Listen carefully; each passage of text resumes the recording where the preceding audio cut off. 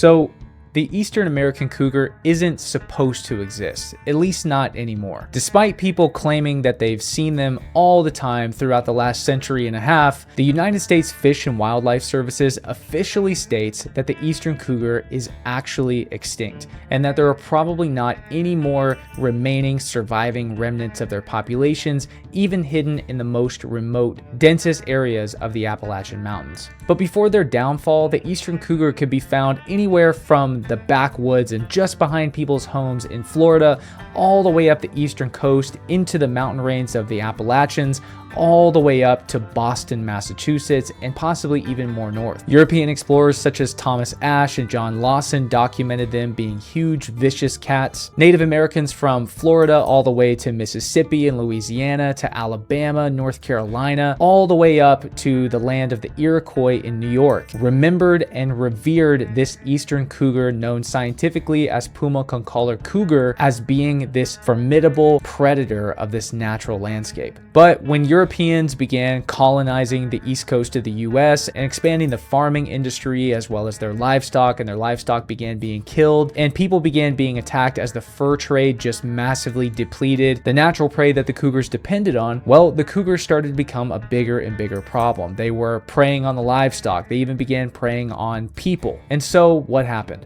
The government turned around and put bounties on these cats and incentivized hunters to go out and shoot them, kill them by any means necessary, and kill all of them. And yet, even after this 2-century-long story of the decline, fall, and supposed extinction of the Eastern cougar, people still claim to see them even till today, and have claimed to see them throughout the last 70 years or more. My name's Luke. I'm an American explorer and an anthropologist, and I come from a lineage of explorers who searched the American Southwest for lost Spanish treasure and ancient artifacts dating back to the 1890s. And this is American Wilds.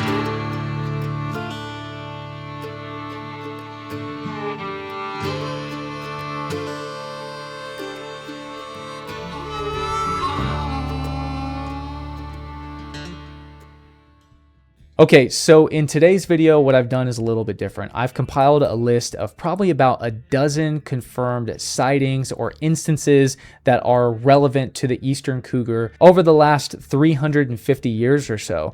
And we're going to go through them chronologically together and dive into and analyze this history of the fall of the Eastern cougar and the supposed sightings of them afterwards, and how the government kind of interacted with this. So as I was saying a moment ago, this all begins with a fellow named John Lawson. Now, he was an English surveyor and explorer who was sent on behalf of the crown to analyze the province of Carolina and the coastal communities. And so while he's in Carolina, he goes out into the countryside and he documents seeing two things: tigers and panthers. Now, a lot of historians, for some reason, maybe they're only studying the English colonies and they don't look into the Spanish as well and the Portuguese, who heavily influenced the English, especially during these centuries.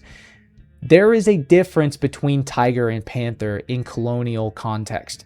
And a fellow like John Lawson knew the difference between them. A fellow like Thomas Ashe knew the difference between them.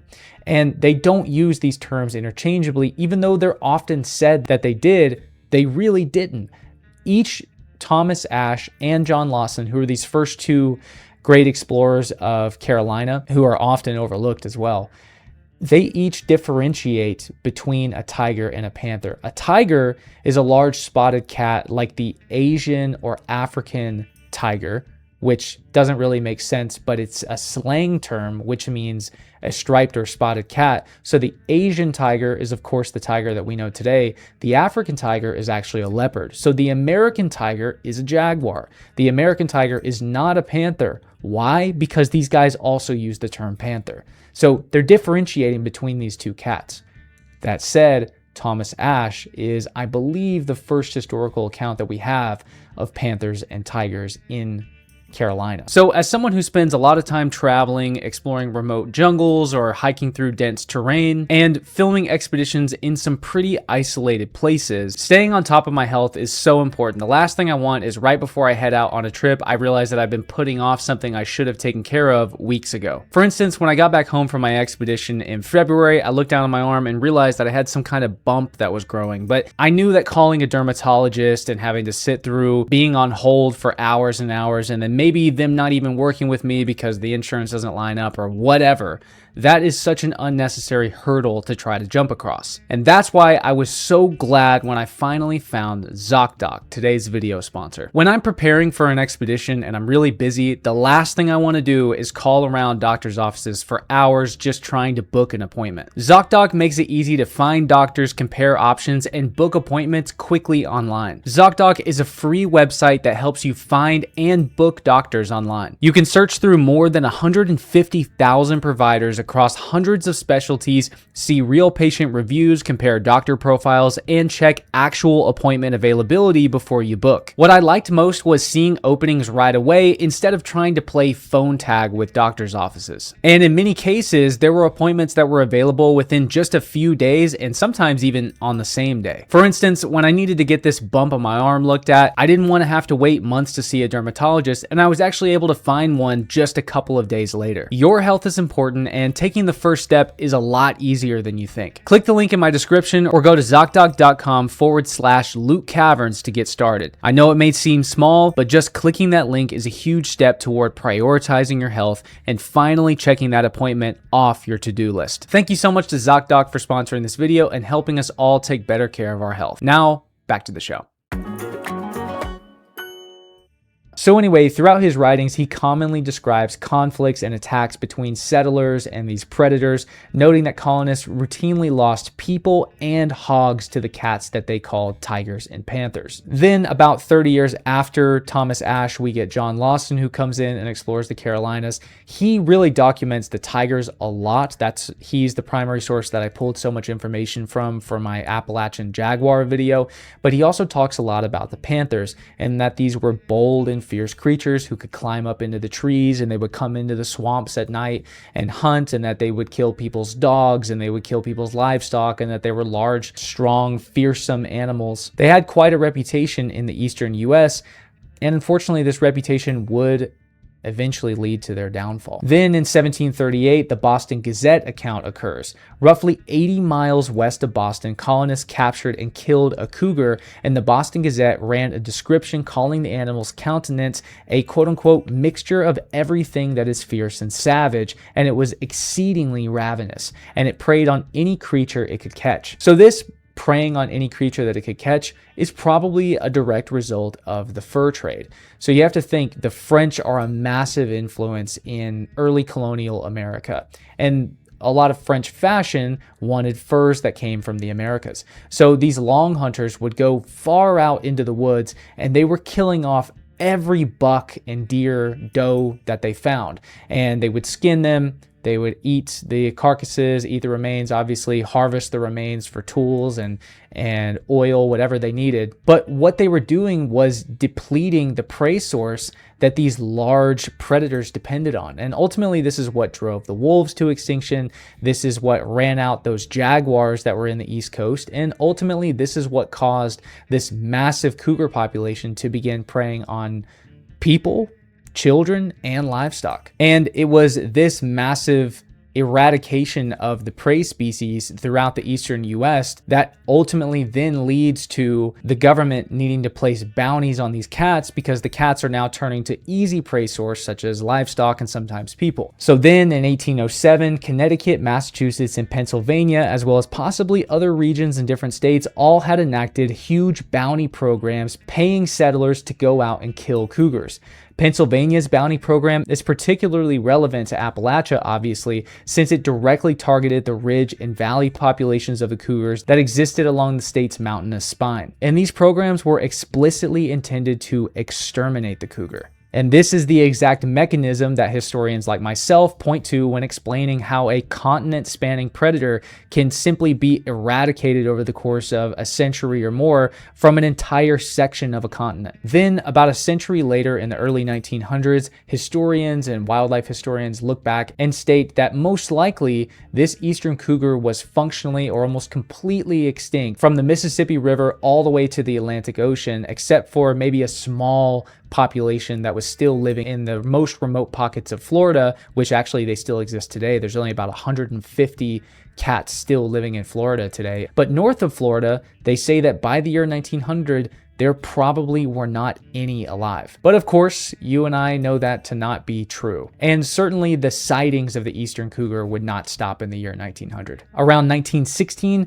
we have the single most detailed and most cited incident that I put on this list. Tom Sparks was a longtime sheep herder and hunter, and probably a part-time moonshiner, as was everybody else in the Great Smoky Mountains, who worked in the high balds of the Smokies, ranging from the Little Bald to the Hall Cabin. On a snowy February night, he noticed his flock had grown unusually skittish, bunching together, lifting their heads to sniff the air repeatedly, which is a behavior that he and many other people of the time would associate with a predator being nearby, such as a black bear.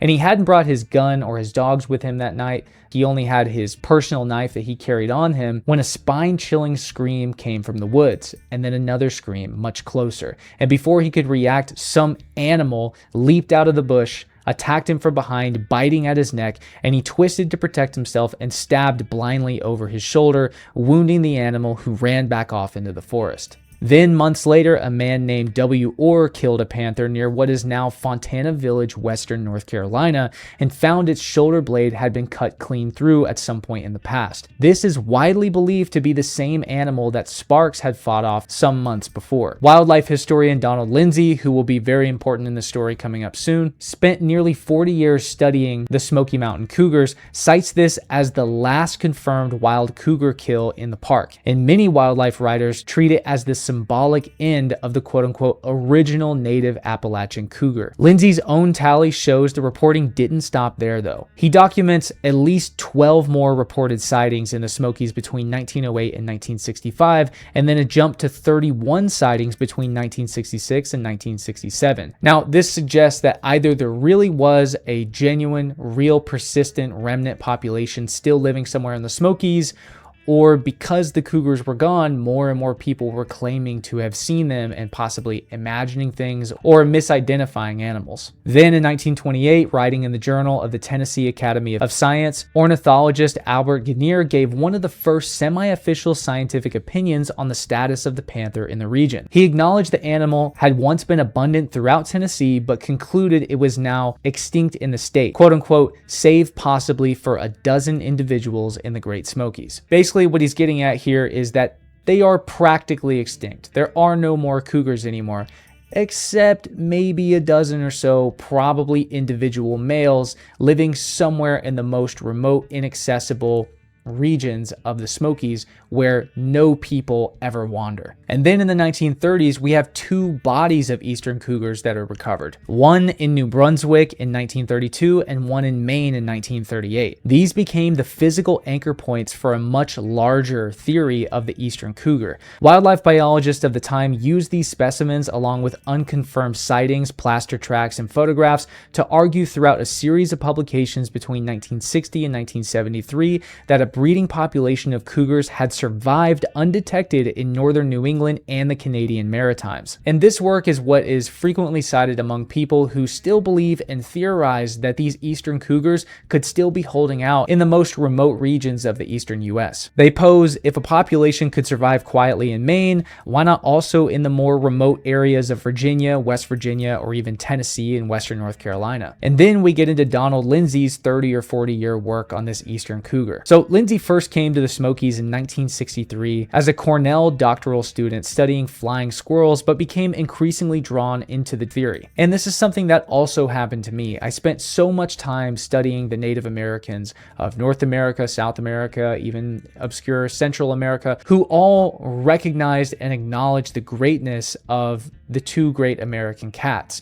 And the more you study these ancient cultures, you're just bound to become more and more interested in and captivated by these huge cats. He voluntarily dedicated the last 30 years of his career specifically to investigating the animal's status in the eastern US. His methodology combined interviewing witnesses, setting out scent and rubbing pads across the park to try to snag hair samples. He ultimately ended up collecting bobcat, bear, and hog hair, but never a confirmed cougar hair, and placing trail cams, which similarly turned up up nothing conclusive. Despite the lack of hard DNA evidence, Lindsay personally holds the only 2 known photographs of cougars ever taken in the Smokies, and by his own count deemed roughly 200 credible reports since 1970. One case he considered particularly hard to dismiss was a Knoxville veterinarian who had professionally treated captive cougars and therefore knew exactly what he was looking at. This veterinarian reported watching a panther cross Highway 441 in broad daylight. And then in 1976, we have another credible sighting of a cougar seen in the eastern US. Considered one of the most credible reports from the modern era specifically because of the number and quality of witnesses, a large female cougar accompanied by 2 young cubs was seen at a creek near the Chimneys campground, which doesn't exist today, but it was somewhere near Gatlinburg, Tennessee. Multiple people took place in this sighting, including notably a man who ran a wildlife sanctuary and therefore had professional level familiarity with distinguishing a cougar from the likes of a bobcat or even a dog. A sighting of a female with cubs is a significant claim since it would imply an actual local breeding population rather than a single wandering individual. And it's this claim of seeing a large female with her cubs that makes most wildlife biologists and government officials just outright dismiss this story. But after this story broke news, so many other people started coming out and saying, hey, I've also seen cougars in or at the foothills of the Appalachian Mountains. Then in 1977, responding to the steady accumulation of sighting reports, the NPS launched a large-scale dedicated investigation to whether panthers actually persisted in the Great Smoky Mountain region.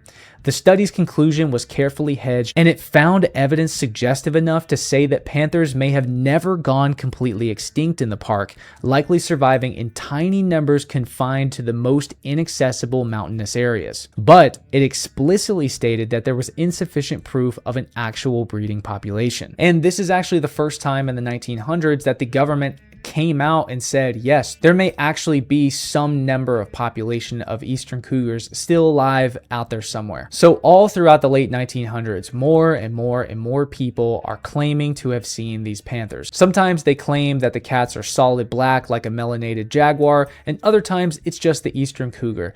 But more and more, dozens, if not hundreds of reported sites are counted up throughout the late 1900s. And then in 2003, in Panthertown Valley, Western North Carolina, more firsthand accounts emerged of people spotting cougars. Long-tailed, tan-colored with some visible spots, which you might initially jump to thinking, oh, maybe it's a jaguar. No, actually young cougars will sometimes still have spots, or if the sun hits a cougar just right, you'll see the spots in their fur. It's the same thing as African lions. They emphasized that the sighting was real and awesome, and that it was unmistakably a big cat and not a bobcat, which have short stubby tails that were explicitly distinguished from this large-tailed cat. And reports like this continue to accumulate in the same area, from Western North Carolina all the way up to Virginia. There was another reported sighting of possibly the same cougar near an old family cemetery, and a rumor of a panther that was killed by a vehicle on Walker Mountain during the same season. But again, all of these stories are largely dismissed and not really publicized. But in 2011, something groundbreaking happens.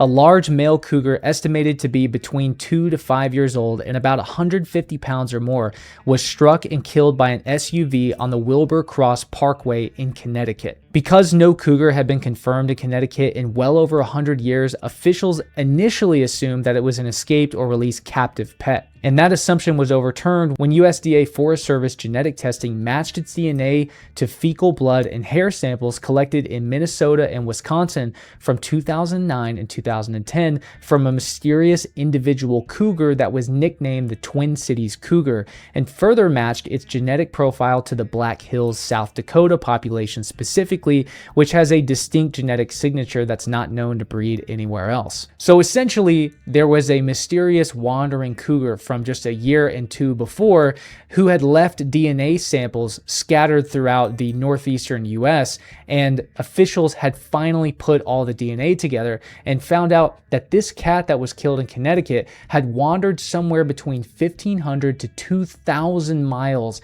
out of the hills of North Dakota all the way to Connecticut. And it's these kind of cougars, these wandering cougars, just like the jaguars who are born in the central deserts of Mexico, who wander up north into Arizona and possibly the Gila wilderness of New Mexico. These cougars that are born in the West or the Midwest are also migrating east. This eastern seaboard of the US, the Appalachian Mountains, these swampy lowlands and dense forests, this is where cougars want to be. They're native to these lands and they need to be here because our eastern forests are so hollowed out. So they're migrating over this way, constantly expanding their territory. And from the evidence that they put together when they performed an autopsy on this cougar, they saw that the cougar was extremely healthy, in top physical condition from all of the deer and the elk that it had been hunting. So it was like this animal was just returned back to this long lost habitat that these eastern cougars used to have, and instantly it started thriving. The evidence was clear that it was a genuinely wild animal and not an escapee or some escaped pet or zoo animal, and it had subsisted successfully on deer and elk throughout the entire journey. Biologists call it one of the longest confirmed movements ever recorded of a land animal in known history. So then in 2011, just like it happened back in the 1970s, where there's this massive explosion after a near confirmed, and especially in 2011, a confirmed cougar sighting, there's this explosion online of all these people saying, yeah, we've been seeing cougars for decades upon decades and nobody actually believes us. So again, the U.S. Fish and Wildlife Services go back out and they perform another detailed survey. And with all the evidence that they gathered, they actually came out and officially declared the eastern cougar as extinct, stating that there were likely no remnant populations whatsoever still surviving anywhere from the East Coast, the swampy lowlands of the East Coast, to the most remote mountainous terrains of the Appalachian Mountains, all the way up to the remote woods of Maine. There were no cougars around anymore. As for myself, I spent a significant amount of time in my life in the Nantahala forest of Western North Carolina. I have been out in the most remote regions of the Appalachians. And when I'm out there, I am always actually looking for not only black bears, but I'm also always looking for cats. And I always am overcome with this feeling of, if there was a smart, migrating, solo male that was out there that didn't ever want to be seen by humans, and he was extremely elusive, he could live out there without being detected. Myself and millions of other people who live in Appalachia or at the foothills of these mountains all feel the same way. If you live in the eastern US and you have a cougar story yourself, please share it down in the comment section below. I'm also really interested in collecting supposed sightings that other people have seen. But anyway, I'm Luke. Like and subscribe for more history from the American wilds, and I'll see you next time.